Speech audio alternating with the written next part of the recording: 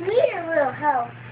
So Percy, Bash, and his brother Thomas, they keep going him up. And then they uncouple from it. Then he needed more help, and he chopped to the top, and he breaks down, and he waited, and then crack, it broke. He fell down. Oh, save you! It's fun. The clappers put them on. Thomas was very broken.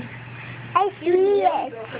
Percy, Thomas took his finger. Then he lost it, and then he got back out of it, and then they had to rescue Brother Thomas.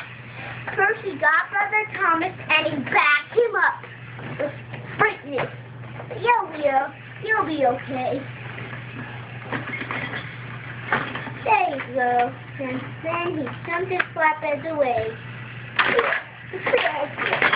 And the bed broke, and then he tugged in the side, but then he stopped, and his engine worked. He tugged and tugged and tugged until he got Brother Thompson back. Hello, everyone. Come back.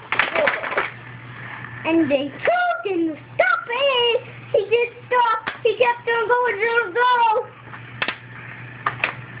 Go, go, go. There you go, Thomas. He went around the island and all the other brothers were holding the table. And then, recording.